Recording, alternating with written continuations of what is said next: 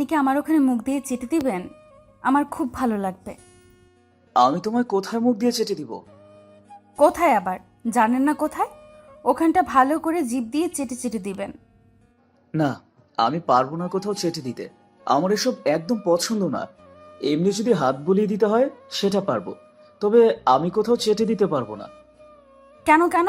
আমার ওটা চেটে দিলে কি হবে? আমিও তো ওই দিন আপনার ওটাকে পুরো মুখে নিয়ে চুষে চুষে খেয়েছি। আমার তো খারাপ লাগেনি।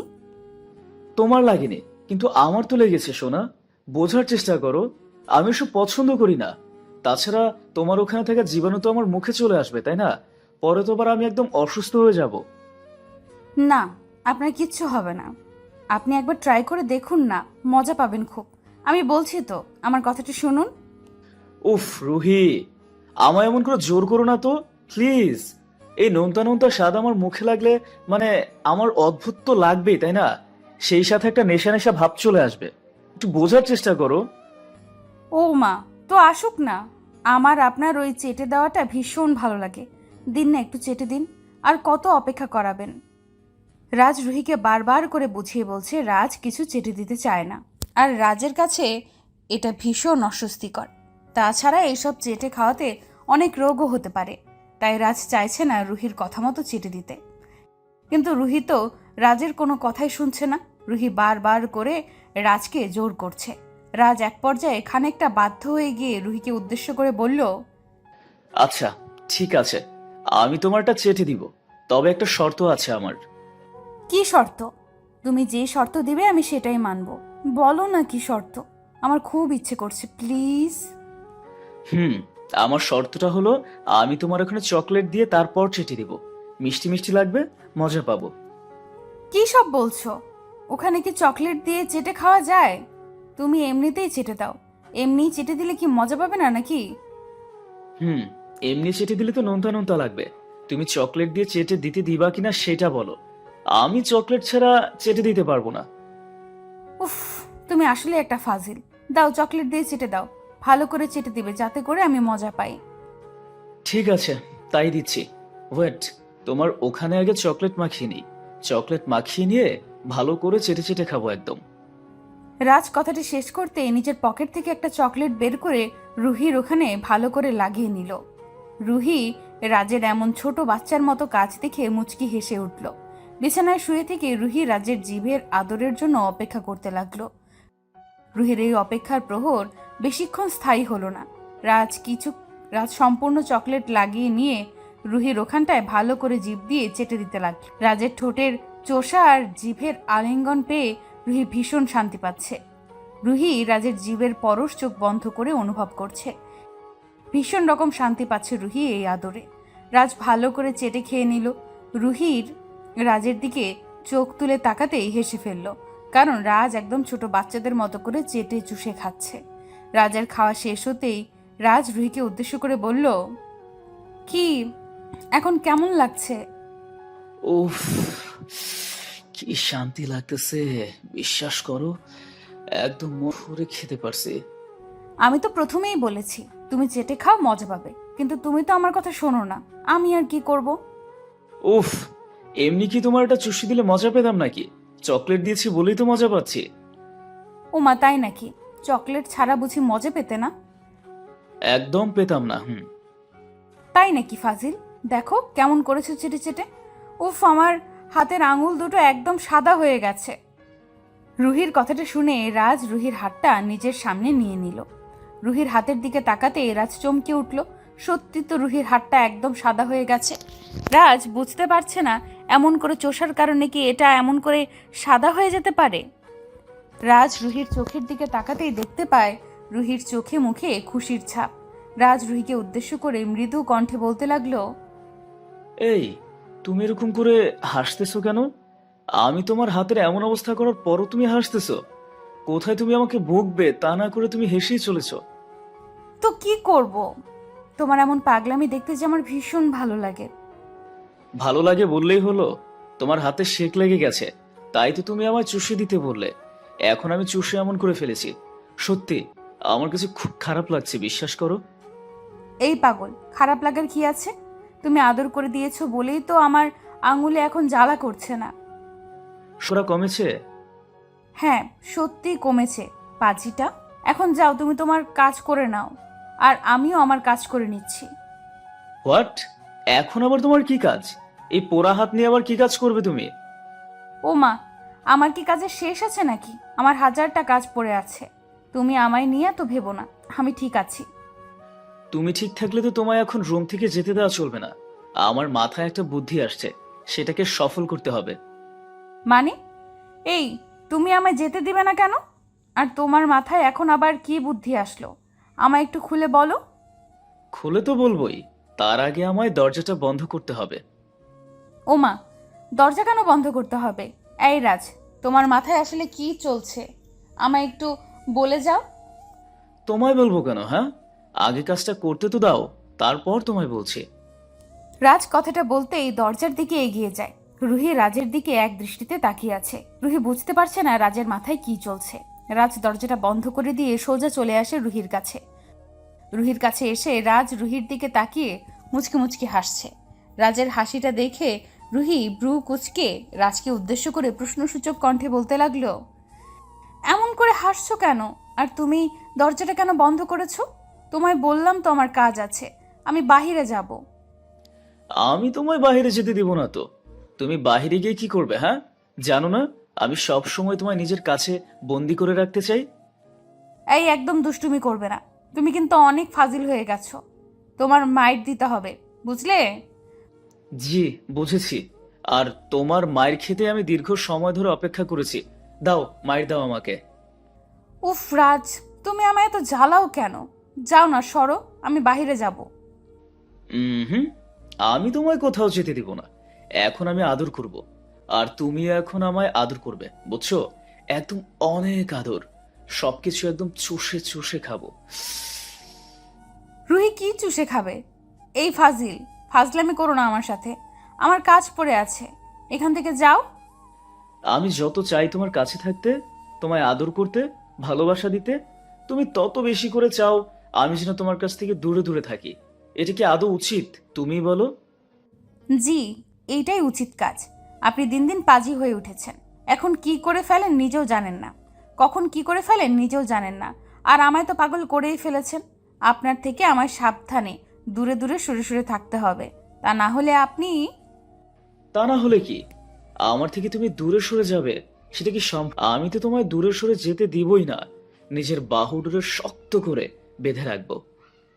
একটু পরে আম্মু এসে চিৎকার চেঁচামেচি করে বলবে কাজ শেষ হয়েছে কিনা। তখন কি হবে? তখন কিছুই হবে না। আর না এখন এখানে কেউ আসবে।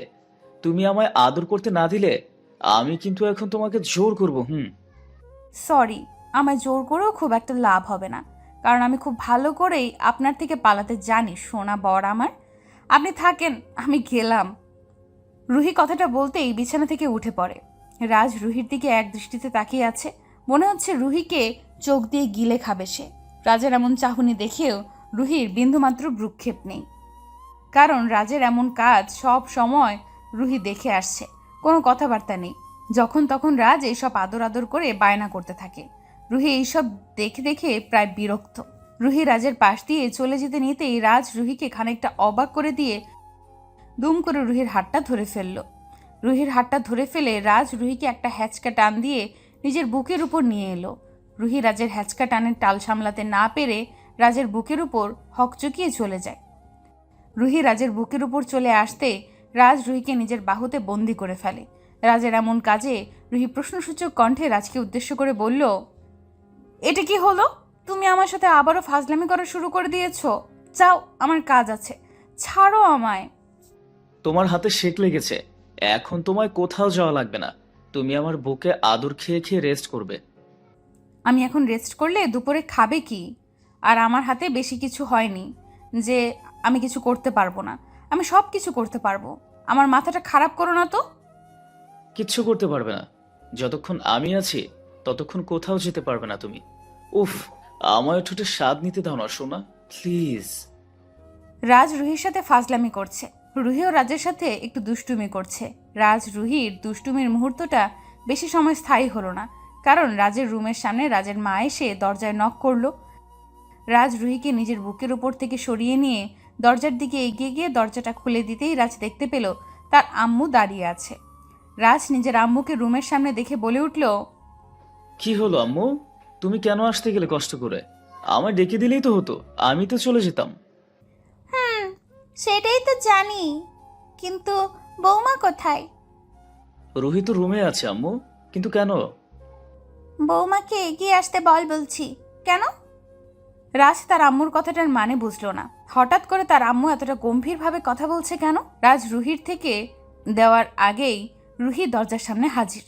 আম্মুকে উদ্দেশ্য করে রুহি বলল, জি আম্মু বলুন। কি বলবো, দুপুর গড়িয়ে যাচ্ছে, এখনো রান্না শেষ হয়নি আর তুমি কিনা রুমে এসে বসে আছো?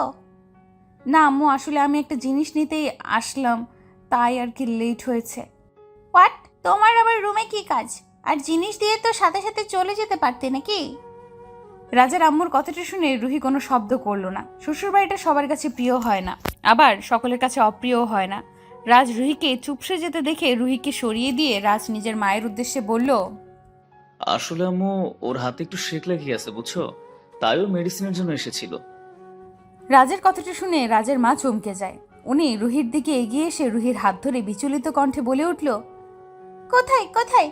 একটু সাবধানে কাজ করবে তো নাকি? আমি বুঝতে পারি না তুমি এত কেয়ারলেস কেন। জ্বালা করছে? না আম্মু, জ্বালা করছে না, একটু পর ঠিক হয়ে যাবে, আপনি চিন্তা করিয়েন না। আমি এখনই যাচ্ছি রান্না করে নিয়ে আসতে। হ্যাঁ, কোনো প্রয়োজন নেই, তুমি এখানেই থাকবে, আমি দেখছি। আর শোনো, রাজ রুহির খেয়াল রাখবে। আচ্ছা আম্মু। রাজের আম্মু তাদের সামনে থেকে চলে যেতে রাজ দরজাটা আলতো করে চাপিয়ে দিয়ে দুম করে রুহির কোমর ধরে রুহিকে দেওয়ালের সাথে চেপে ধরে মৃদু কণ্ঠে রুহিকে উদ্দেশ্য করে রাজ বলে উঠল, কি ব্যাপার? আমার থেকে সবসময় এমন করে তুমি পালিয়ে যাও কেন? হ্যাঁ, কি সমস্যা তোমার? আমার কি সমস্যা হবে? সমস্যা তো তুমি নিজেই করেছো। আমি তো শান্ত হয়ে নিজের কাজ করছি, নিজের মতো সব করছি, তুমি নিজেই তো কোথা থেকে এসে হাইপার হয়ে উঠেছো। আমি আবার আমি তো একদম নর্মাল আছি। তুমি আমায় আদর করতে দাও না দেখেই তো আমি রাগ করি, আর আমি কষ্ট পাই। ও মা, তাই? আমি তোমায় আদর করতে দেই না দেখে তুমি রাগ করে ফেলেছো? তাই করেছি। এখন একটু আদর করে দিতে দাও না সোনা, প্লিজ। উফ রাজ, তুমি আসলে একটা ফাজিল, জাস্ট চুমু খাবে আর কিছু না।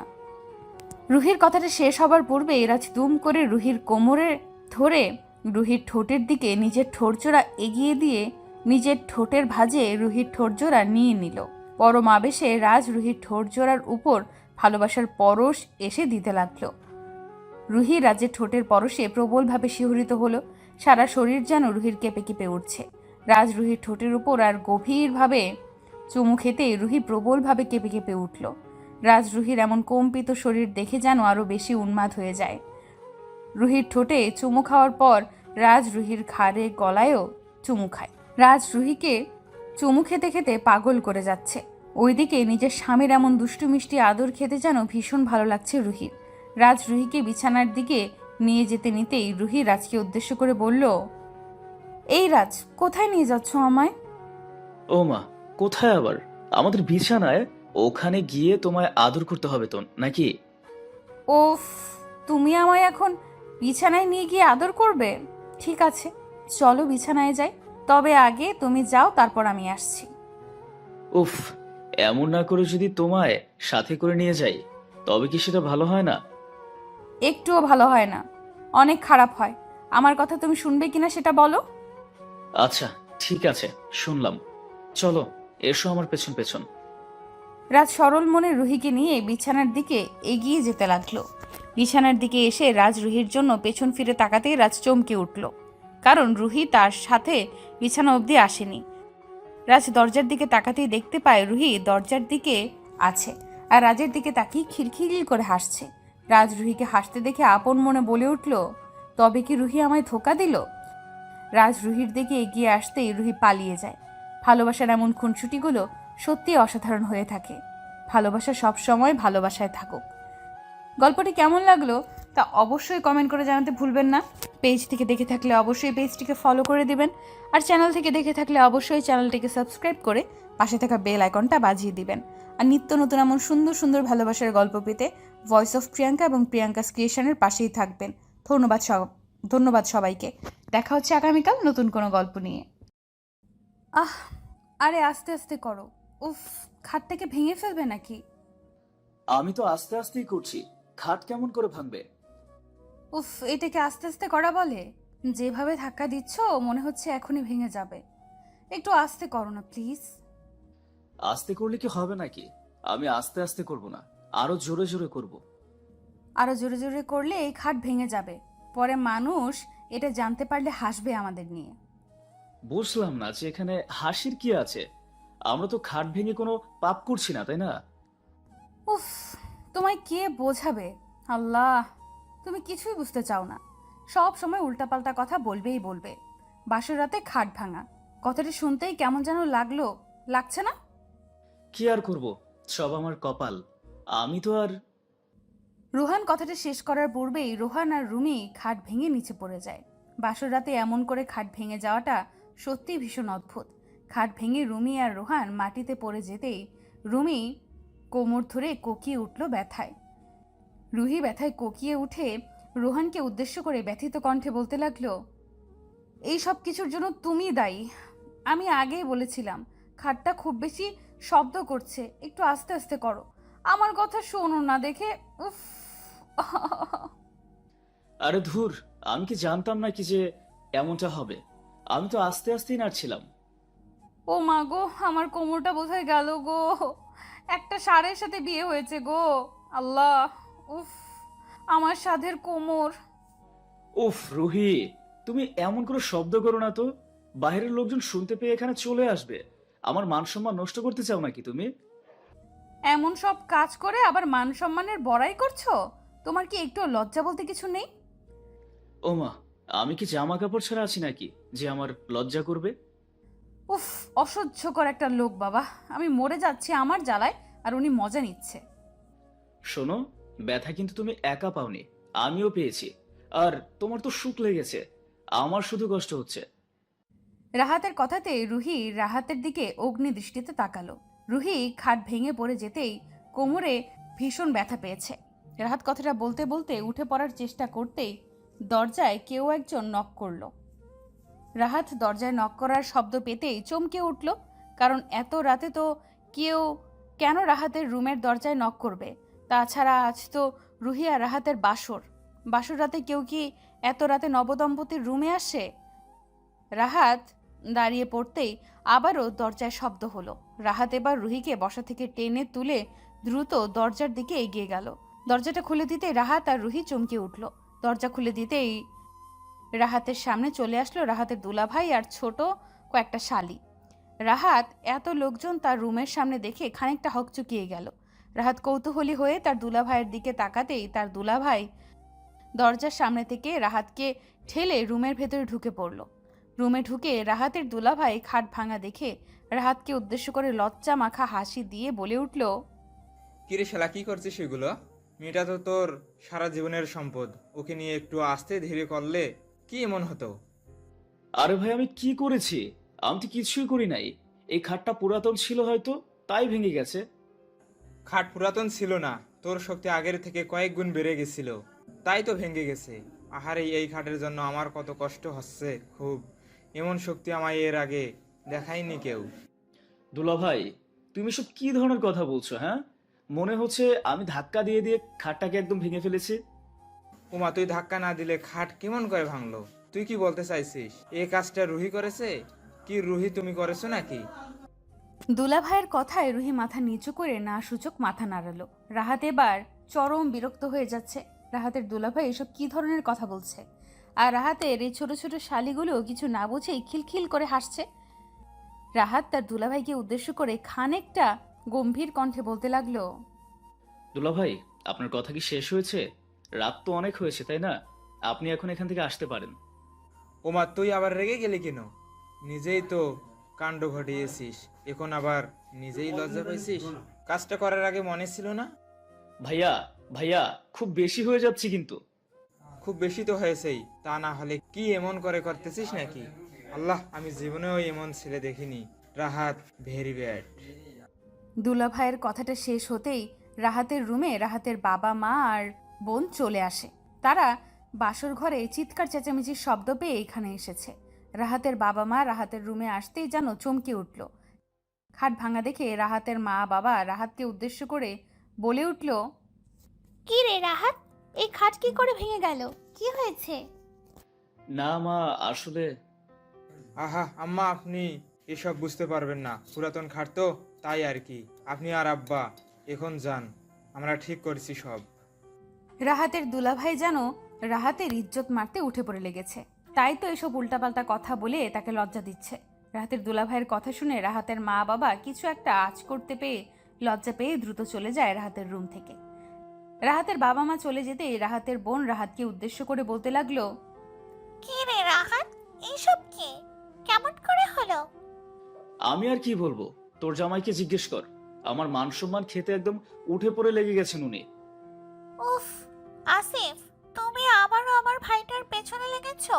আমি বুঝি না, তুমি সব সময় আমার এই ছোট্ট ভাইটাকে কেন জ্বালাও? কে আমার ছোট ভাই রাহাত? আর কার কথা বলবো আমি? আসছে ছোট বলতে, নতুন বউ এর সাথে কি করেছে জানো? খাটটা ভেঙে ছেড়েছে।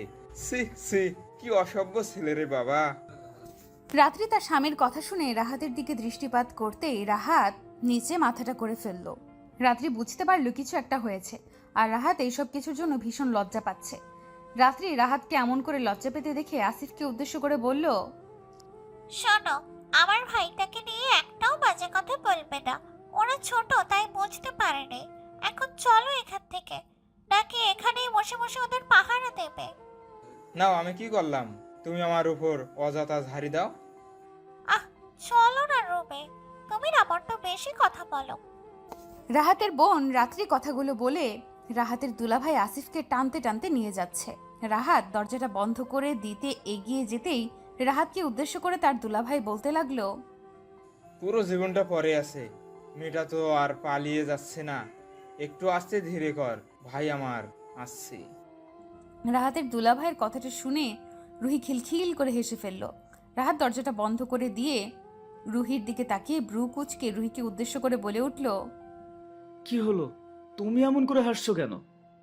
তো হাসবো নাকি কাঁদবো? দেখলে তো তোমার কাজের জন্য সবাই তোমাকে লজ্জা দিল।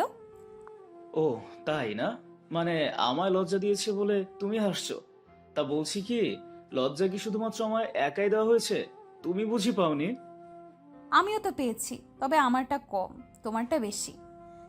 এখানে কম বেশির কথা হচ্ছে না।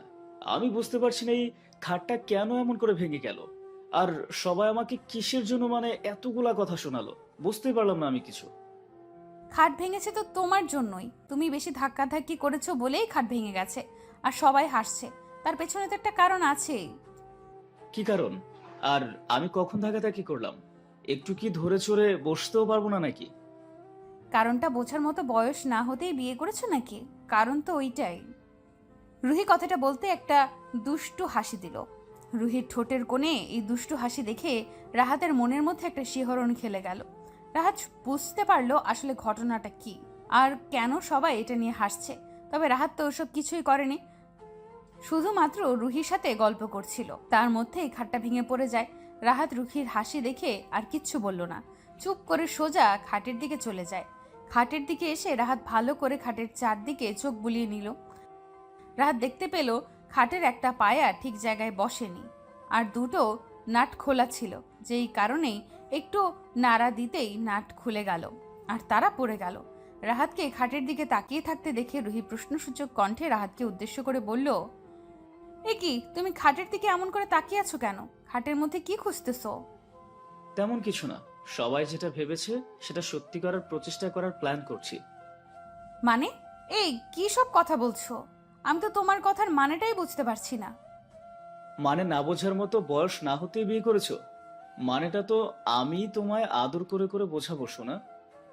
এই, একদম বাজে কাজ করার চেষ্টা করো না, আমি কিন্তু বারণ করেছি।